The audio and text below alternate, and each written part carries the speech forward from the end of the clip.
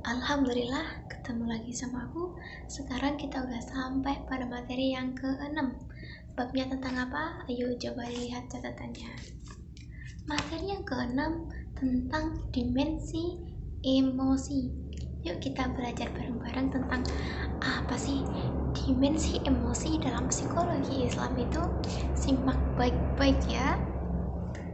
Nah, jadi teman-teman, dimensi emosi dalam perspektif Al-Quran.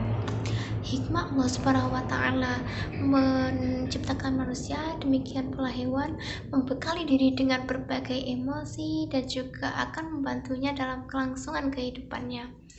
Emosi takut misalnya akan mendorong kita untuk menjauhi bahaya yang mengancam kehidupan kita.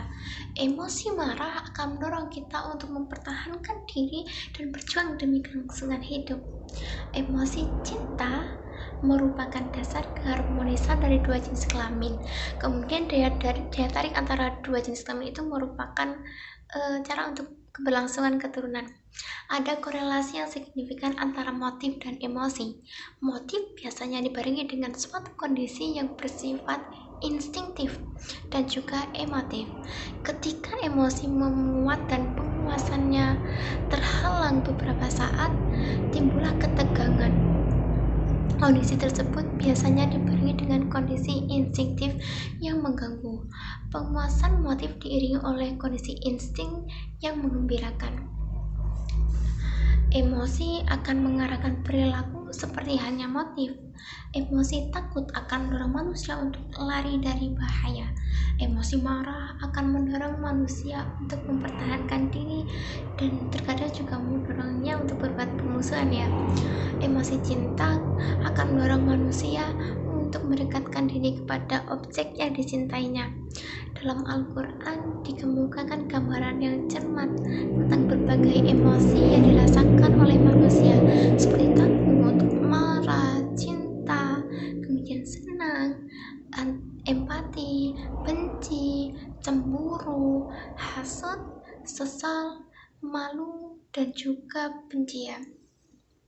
Perlu dijelasin nggak? Saya jelasin dikit ya. Yang pertama tadi emosi apa? Emosi takut. Emosi takut merupakan emosi yang penting loh dalam kehidupan kita itu. Sebab sebagaimana telah kita sampaikan sebelumnya, takut akan membantu manusia agar waspada terhadap segala bahaya yang mengancam. Hal itu akan membantu manusia dalam menjaga kelangsungan hidupnya. Yang kedua, marah. Marah merupakan emosi penting yang akan melaksanakan fungsi penting bagi manusia. Marah akan membantu manusia dalam menjaga dirinya. Ketika manusia marah, kekuatannya bertambah dalam melakukan pekerjaan yang berat dan keras, yang memungkinkannya dapat mempertahankan diri atau menguasai berbagai kendala yang menghadangnya untuk mewujudkan berbagai macam tujuan yang penting, teman-teman. Kemudian yang ketiga, cinta memainkan peranan penting dalam kehidupan manusia, teman-teman. Cinta adalah fondasi kehidupan dalam perkawinan, dalam pemeliharaan anak-anak juga ya. Cinta merupakan dasar kasih sayang di antara manusia dan juga pembentukan hubungan persahabatan sesama manusia. Cinta merupakan pengikat yang erat yang menghubungkan manusia dengan Rabb-nya serta membuatnya ikhlas dalam beribadah kepadanya, dan juga selain itu mengikuti manhajnya dan berpegang pada syariatnya. Kemudian yang selanjutnya, yang keempat, senang. Manusia merasakan senang atau gembira manakala berhasil meraih apa yang diinginkannya, serta mendapatkan harta, pengaruh, kesuksesan, pengetahuan, keimanan, ataupun ketakwaan. Senang adalah sesuatu yang relatif ya teman-teman, bergantung pada tujuan manusia dalam hidup. Kemudian emosi yang selanjutnya, yang kelima, benci. Benci adalah emosi yang bertolak belakang dengan emosi cinta.